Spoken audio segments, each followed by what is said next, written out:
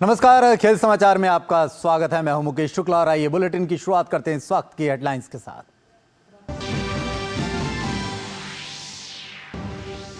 भारत और दक्षिण अफ्रीका के बीच 3 मैचों की T20 सीरीज का तीसरा और निर्णायक मुकाबला अब से थोड़ी देर में जोहानिसबर्ग में। दक्षिण अफ्रीका सीरीज में 1-0 से आगे, भारत के सामने सीरीज बचाने की चुनौती।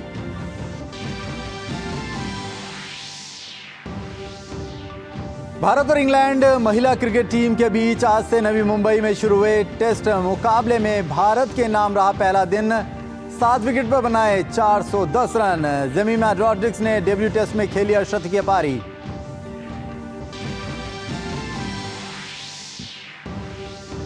जूनियर हॉकी विश्व कप में भारत को लगी निराशा हाथ। सेमीफाइनल में हार के साथ करना पड़ा सामना। जर्मनी ने 4-1 से भारत को दी मात। और खेलो इंडिया में युवा खिलाड़ियों का दबदबा कायम। आज पैरा निशानेबाजी में हरियाणा के मनीष नरवाल ने अचूक निशाना साधते हुए 10 मीटर एयर पिस्टल में जीता स्वर्ण पदक।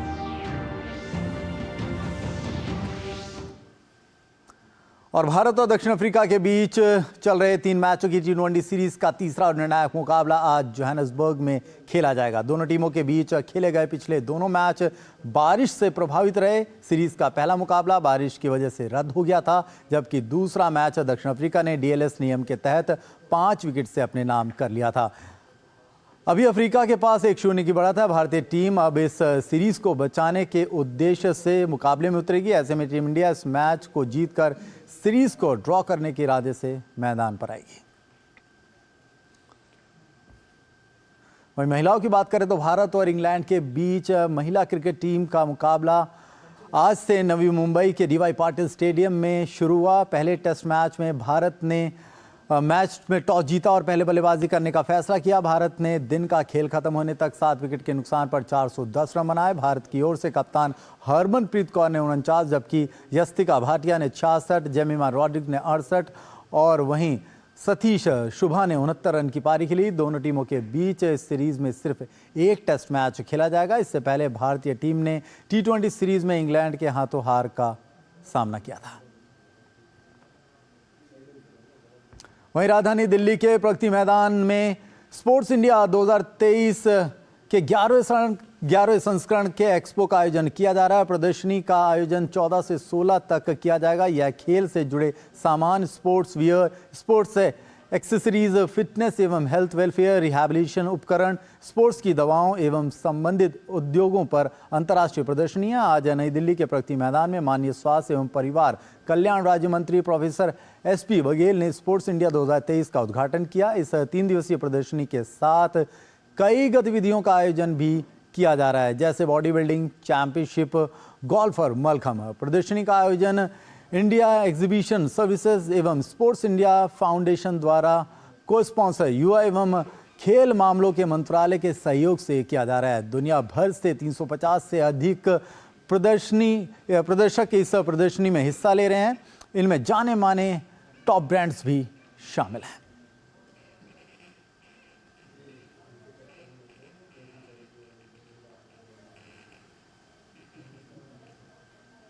स्पोर्ट इंडिया एक्सपो पिछले 11 सालों से हम लोग ऑर्गेनाइज कर रहे हैं। ये 11वां एडिशन प्रगति मैदान में हो रहा है।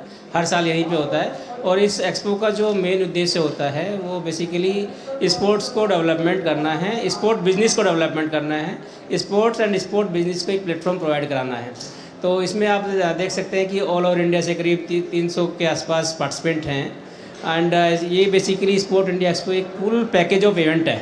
इसमें हम लोग कॉन्फ्रेंसेज करते हैं, एग्जीबिशंस है और अवार्ड्स हैं। कॉन्फ्रेंस में इस बार हमने 2 कॉन्फ्रेंस रखा है। एक तो हम स्पोर्ट्स साइंस के ऊपर कॉन्फ्रेंस कर रहे हैं, जो हम मिनिस्ट्री ऑफ स्पोर्ट्स के सहयोग से ऑर्गेनाइज कर रहे हैं and physical education foundation of India के सहयोग से। दूसरा जो कॉन्फ्रेंस हमने रखा है, जिसका बहुत ज़रूरत है आज की डेट में इंडिया में, वो रखा हमने स्पोर्ट इंफ्रास्ट्रक्चर समिट। मतलब स्पोर्ट इंफ्रास्ट्रक्चर में क्या अभी चैलेंजेज हैं, क्या अपॉर्चुनिटीज़ हैं, वो हम लोग उसके ऊपर हम लोग डिस्कशन कर रहे हैं। टाइगर स्पोर्ट्स में हमने देखा कि जब हमने पूरा मार्केट स्टडी किया नेशनल इंटरनेशनल, वहाँ पे कोई भी ऐसा ऑर्गेनाइज ब्रांड नहीं था जो कि मेडिकली और साइंटिफिकली प्रोडक्ट स्पोर्ट्स पर्सन को दे रहा है। अदरवाइज प्रॉब्लम क्या होता है, स्पोर्ट्स पर्सन की इंजरी होती है या तो नी में या एल्बो में, या किसी भी जॉइंट इन्फॉर्मेशन में होती है। तो कोई भी इंडस्ट्री के अंदर ऐसा प्रोडक्ट नहीं था जो साइंटिफिकली डिज़ाइंड हो। जैसे हमारा एक प्रोडक्ट है नी कैप एयर प्रो, तो ये already we are using a 4-way stretch fabric and it is a skin friendly and it gives a mild compression in your knee area. तो अगर आप देखेंगे स्टडी का, we are providing a silicone lining in inner sides. अब silicone lining का फ़ायदा क्या है इसके अंदर, जब हम इसको पहनते हैं, पुल करते हैं, जब स्पोर्ट्समैन है वो इसे रनिंग करता है, होता क्या है, जब वो रनिंग करता है तो धीरे धीरे वो प्रोडक्ट लूज होना शुरू हो जाता है, लूज होकर वो नीचे की ओर गिर जाता है। तो what we are providing a silicone lining in inner sides, ताकि वो एंटी स्किड प्रॉपर्टी पे काम करे और वो लूज ना हो। तो ये एग्जीबिशन 3 दिन तक चलेगी प्रगति मैदान पे और काफ़ी सारे यहाँ पर जो प्रदर्शनकारी है वो पहुँच रहे हैं और दिखाना चाह रहे हैं कि क्या कुछ है भारत में संभावनाएं खेलों को लेकर के, खेलों के उद्योग को लेकर के। अब रुक करेंगे खेलो इंडिया पैरा गेम्स का।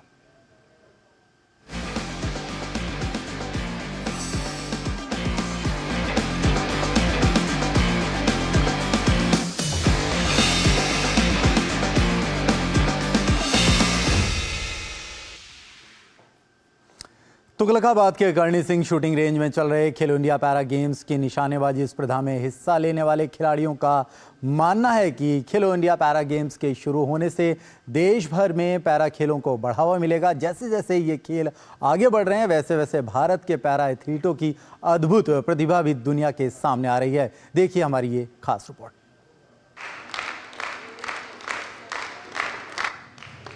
खेलो इंडिया श्रृंखला में पैरा खेलों के शामिल होने के बाद भारत के पैरा निशानेबाज खुद को देश के खेल परिदृश्य में सबसे आगे पाते हैं। तो वहीं सरकार की ये पहल भी भारत में पैरा एथलीटों के लिए एक आशाजनक युग का संकेत देती है। कोच और पैरा एथलीट भी सरकार के इस अभूतपूर्व कदम से खुश हैं। हर किसी को उम्मीद है कि आने वाले समय में पैरा खेलों में पैरा एथलीटों का बेहतरीन प्रदर्शन देखने को मिलेगा।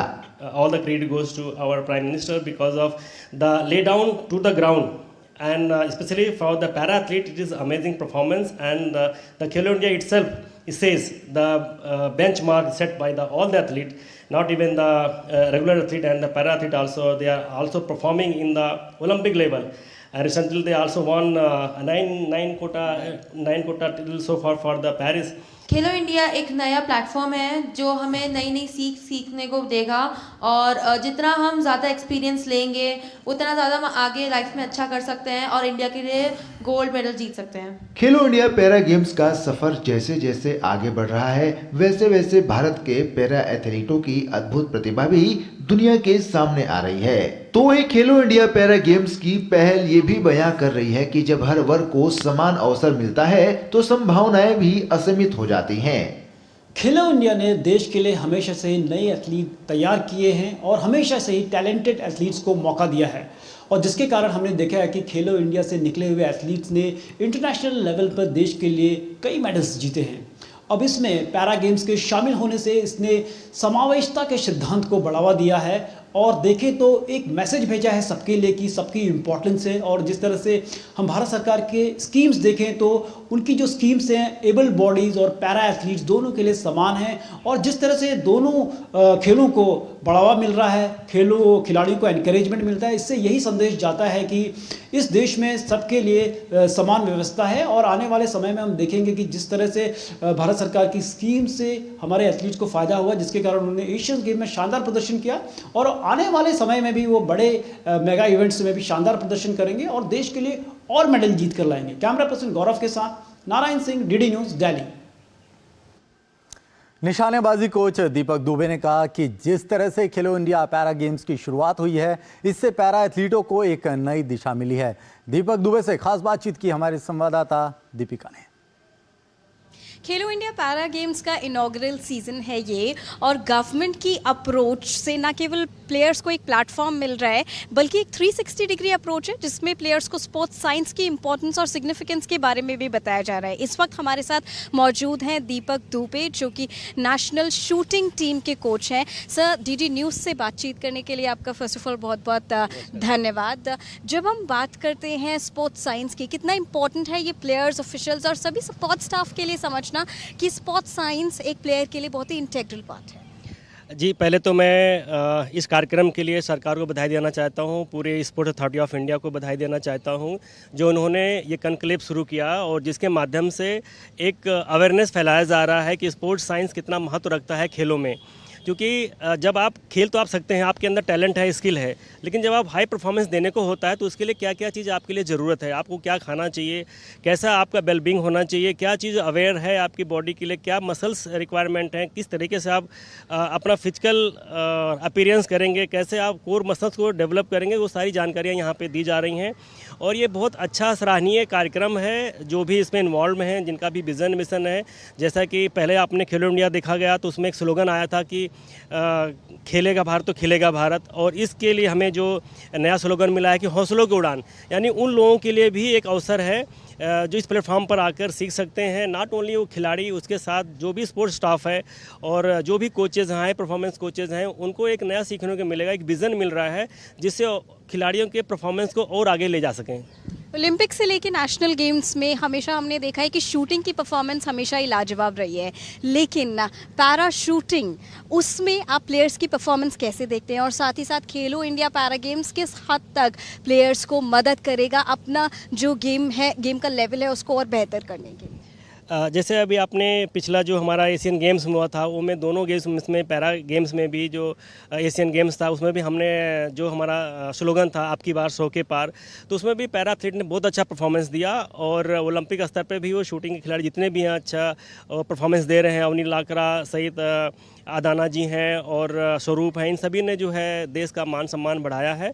और ये जो खेलो इंडिया प्लेटफॉर्म उनके लिए दिया गया है, इससे कुछ बच्चे खेलो इंडिया के लिए जो सपोर्ट मिलेगा। कई ऐसी जगह हैं जहाँ पे उन खिलाड़ियों के लिए सुविधाएं नहीं है, रेंजेस नहीं है, कोचेज़ नहीं हैं, तो इसके माध्यम से वो खेलो इंडिया के प्लेटफॉर्म के माध्यम से उनको सारी सुविधाएं भी मिलेंगी और आगे चलकर वो NCOE में भी वो जो है उनका इंडक्शन होगा। और मेरे हिसाब से कि one of the best platform for them also, for us also.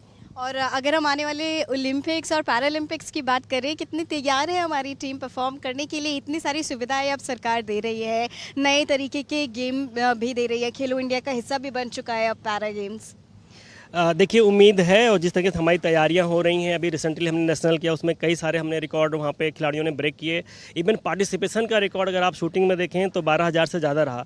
और इससे ये लगता है कि खेलों का रुझान शूटिंग में भी है और भी है। जैसे खेलो इंडिया ने हर गेम को सपोर्ट किया, हर गेम को चुना है, तो एक स्पोर्ट्स कल्चर डेवलप हो रहा है इंडिया में, जिसकी हमें ज़रूरत थी बहुत। तो पेरेंट्स हों चाहे स्कूल कॉलेज हों, सब जगह खेलो इंडिया पहुंच रहा है और ये सरकार की बहुत बड़ी उपलब्धि है। DD न्यूज़ से खास बातचीत करने के लिए आपका बहुत बहुत धन्यवाद। तो आपने सुना जैसे कि हाई परफॉर्मेंस मैनेजर भी हैं और साथ साथ नेशनल टीम के कोच भी हैं। दीपक दुबे जी का मानना है कि आने वाले ओलंपिक्स और पैरालंपिक्स में जैसे एशियन गेम्स में इस बार 100 के पार का रिकॉर्ड बहुत ही अच्छा रहा है, वैसे ही आने वाले ओलंपिक्स और पैरालंपिक्स में भी इंडिया का रिकॉर्ड विनिंग परफॉर्मेंस रहेगा। कैमरा पर्सन सौरभ के साथ दीपिका, DD न्यूज़ के लिए। वहीं खेलो इंडिया पैरा गेम्स में पैरा निशानेबाज मनीष नरवाल का दमदार प्रदर्शन देखने को मिला, जिन्होंने 10 मीटर एयर पिस्टल इवेंट का स्वर्ण पदक अपने नाम किया। मनीष से खास बातचीत की हमारे संवाददाता नारायण सिंह ने।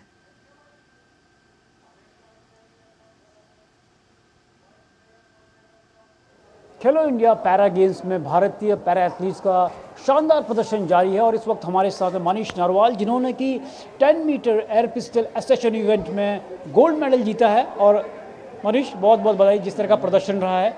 टोक्यो में भी आपने गोल्ड जीता था और एशियन गेम्स हांगझो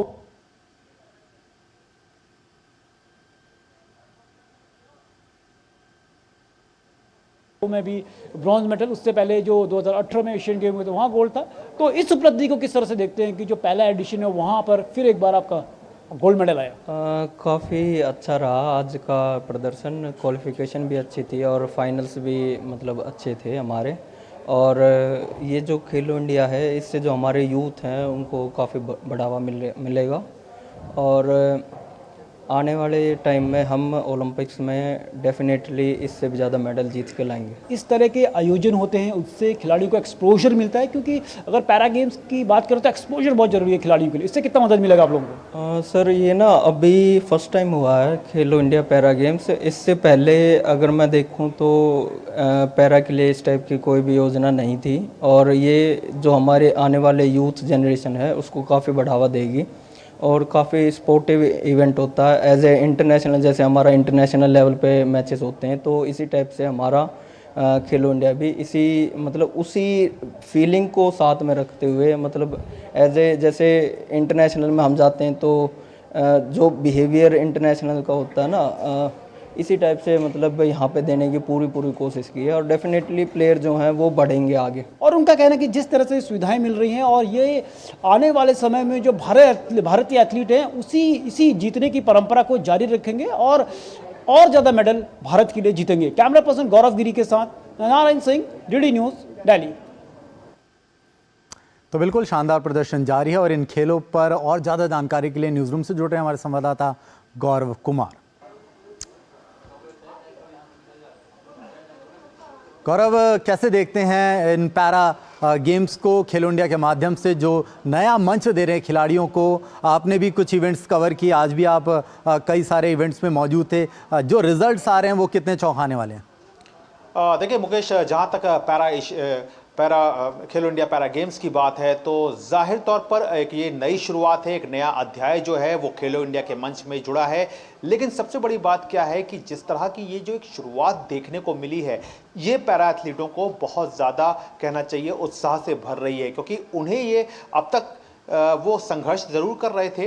वो पैरा एशियन गेम्स में जब जाते थे तो वहाँ पे अपने काबिलियत को साबित करते थे, वहाँ पे उन्हें जो सुविधाएं मिलती थी वो ज़मीनी स्तर से ही सुविधाएं मिलती थी। लेकिन इन खेलों के लिए जो खिलाड़ियों को ज़मीनी स्तर से तैयार करने की जो बात थी वो कहीं ना कहीं एक उसमें कमी देखी जा रही थी। तो उस कमी को कहीं ना कहीं खेलो इंडिया पैरा गेम्स ने जो है वो दूर कर दिया है। और यही बात आज जब हम जवाहरलाल नेहरू स्टेडियम में गए, जो कि एक आयोजन का स्थल है खेलो इंडिया पैरा गेम्स का, तो वहाँ पे आज फुटबॉल की जो प्रतियोगिताएं थी पैरा फुटबॉल की वो शुरू हुई। तो जो भी खिलाड़ी थे, जो टीम्स आई हुई थी, चाहे राजस्थान की बात कर लें, चाहे मध्य प्रदेश की बात कर लें, चाहे मणिपुर की बात कर लें, तो जो टीमें आई हुई थी उन्हें इस बात से बहुत ज़्यादा खुशी थी कि अब ये एक विंडो खुली है उनके लिए अपने आप को साबित करने का। और सबसे बड़ी बात क्या थी कि जिस तरह से हम देख रहे हैं कि इन खेलों का प्रसारण हो रहा है, जिस तरह से लोग जो हैं वो संख्या में पहुंच रहे हैं, काफ़ी संख्या में इन मैचों को देखने के लिए, तो ये सब जो है वो एक परिवर्तन जो देख करके जो खिलाड़ी हैं उनके हौसले को भी बुलंद कर रहा है। और उन्हें लग रहा है कि अब ये जो खेल हैं जिनमें वो अपना भविष्य देख रहे हैं, वो अगर यहाँ पर अगर अपने आप को बेहतर तरीके से मांझ कर आगे निकाल पाते हैं तो यहाँ की जो अगली सीढ़ी रहेगी उसमें वो खुद को कहीं ना कहीं सफलता के साथ सामने रख पाएंगे। जहाँ तक आपने ये जो पूरे विश्लेषण की आप बात कर रहे हैं, कितना सरप्राइजिंगली है, क्योंकि कुछ इवेंट हमने देखे जैसे कि ब्लाइंड लॉन्ग जंप था, मैंने देखा प्रधानमंत्री ने दिव्यांग कहते हैं और वाकई में इनके अंदर एक दिव्य ज्योति है और बहुत सारे लोगों को सरप्राइज करें। आज एक स्टोरी हम देख रहे थे जिसमें कुछ लोग बाय बर्थ दिव्यांग हैं तो कुछ लोग एक्सीडेंटल दिव्यांग हो गए, लेकिन उन्होंने कहा कि चुनौतियां तो जीवन में ऐसी ही बनी रहेंगी, बस उससे पार पाना है। और जिस तरह से खेल रहे हैं, इनका जो ऊर्जा है वो कहीं ना कहीं आप सभी को चौंका रही है। जाहिर तौर पर मुकेश, ये कहना चाहिए कि एक जो अद्भुत शक्ति है इन खिलाड़ियों की, जो कर गुजरने की जो क्षमता है, ये इन्हें कहीं ना कहीं बाकी जो खिलाड़ी हैं उनसे अलग करती है। और सबसे बड़ी बात क्या है कि हिम्मत ना हारने की जो कला है वो, क्योंकि आज हमने देखा कि कई ऐसे खिलाड़ी, जिस तरह से आपने खुद जिक्र किया कि वाकई कई खिलाड़ी ऐसे हैं जिन्हें कहीं जन्म से कुछ ना कुछ दिक्कतें जो हैं वो रही हैं, लेकिन कुछ ऐसे हैं जो दुर्घटना के बाद से जिन्होंने अपने आप को एक तरह से कहना चाहिए संभाला है। ऐसे कई चेहरे हैं जहां पर ऐसी कई दुर्घटनाएं उनके बचपन में ऐसी घटी जहां पे उनको इस तरह की दिक्कतों का सामना करना पड़ा। तो कहीं ना कहीं उनका जो भविष्य था उसको लेकर के वो खिलाड़ी बताते हैं कि वो काफ़ी सदमे में चले गए थे, लेकिन बावजूद उसके, क्योंकि देश में आज इस तरह का इंफ्रास्ट्रक्चर है, आज इस तरह से हर खेल को जिस तरह से बढ़ावा दिया जा रहा है, उसमें इन्वेस्ट किया जा रहा है, अगर आप में क्षमता है, अगर आप में कुछ अच्छा करने की टैलेंट है तो उसके लिए जो मंच है वो हर स्तर पर आपके लिए मौजूद है। तो उसी कड़ी में ये जो मंच आया है सामने, ये खिलाड़ियों को बहुत ज़्यादा एक कहना चाहिए बूस्टर टॉनिक की तरह से ये खिलाड़ियों के लिए सामने है, क्योंकि जो खिलाड़ी होते हैं उनके लिए सबसे ज़रूरी होता है एक्सपोजर मिलना। वो जितना ज़्यादा खेलेंगे उतने ही ज़्यादा अपने आप को मान सकेंगे, उतनी ज़्यादा अपनी क्षमता को पहचान सकेंगे और फिर यहीं से कहीं ना कहीं जो खिलाड़ी हैं वो अपने आप को तैयार करेंगे ताकि वो आगे आने वाली जो चैंपियनशिप्स हैं उसमें खुद को सामने रख सके। आपने बात की जैसे कुछ बड़े खिलाड़ियों का मैं अगर जिक्र करूं तो योगेश कठुनिया जो हैं, जो कि एक अच्छे डिस्कस थ्रोअर हैं, पैरा डिस्कस थ्रोअर हैं और जिन्होंने अपना कमाल भी दिखाया। हरियाणा के लिए उन्होंने गोल्ड मेडल जीता।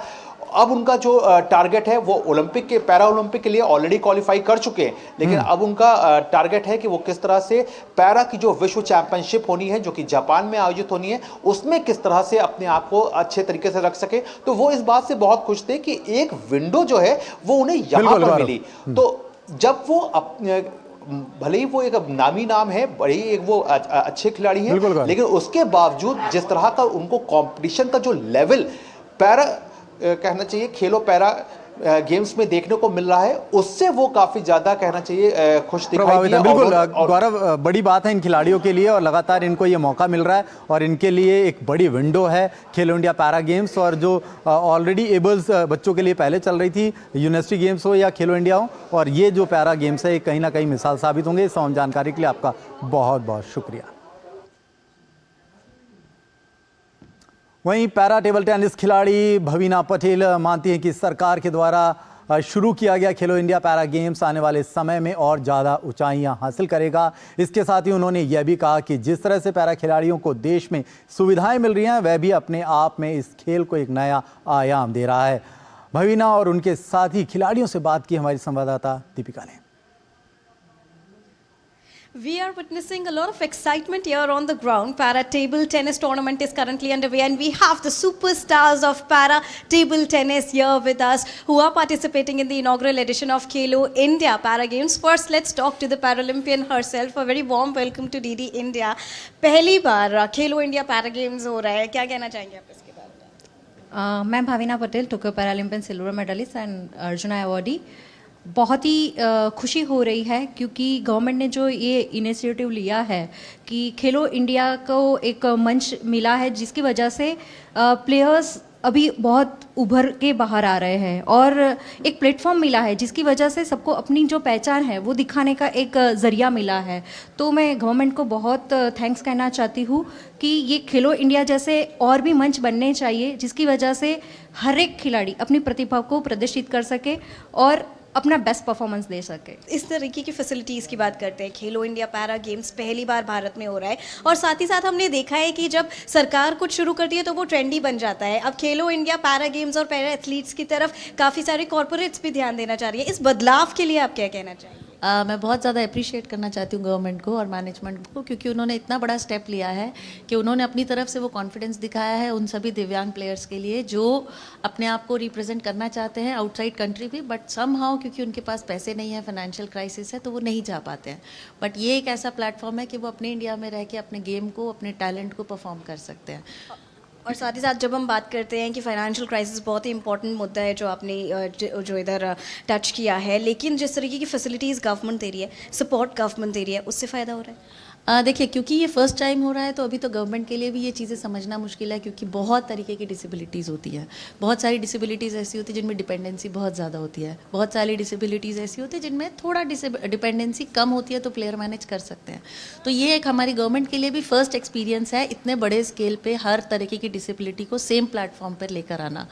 तो ठीक है, थोड़े से प्लस माइनस हम एक्सपीरियंस कर सकते हैं, बट जहाँ तक मुझे लगता है शायद नेक्स्ट गेम में इतना अच्छा इंप्रूवमेंट होगा कि सारे प्लेयर्स को बहुत ज़्यादा पॉजिटिविटी आएगी क्योंकि कहीं ना कहीं स्पोर्ट्स का मतलब यही होता है कि आप अपनी फिजिकल लिमिटेशंस को क्रॉस करके आगे बढ़ रहे हैं और रिप्रेजेंट कर रहे हैं अपने टैलेंट को। Raj, when we talk about this and the empowerment, the sort of empowerment that the table tennis, the para table tennis players are getting, and overall all the para athletes are getting, what do you have to say about that? I am Raj Aravindan, para table tennis player.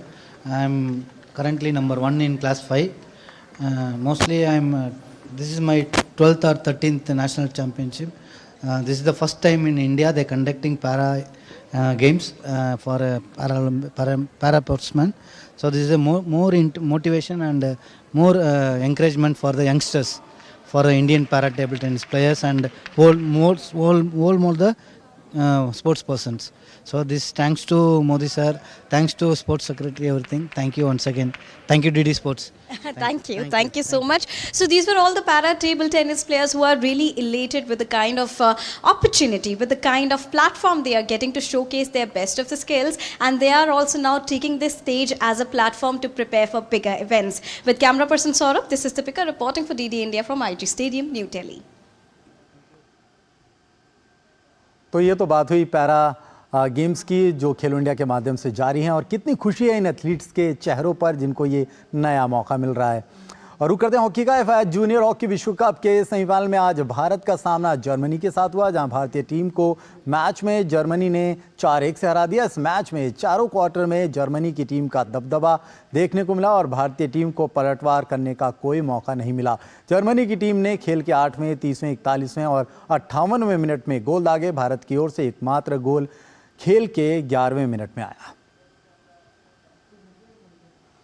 और खेल समाचार के इस अंक में इतना ही। हमारी पूरी स्पोर्ट्स टीम को दीजिए इजाजत। नमस्कार।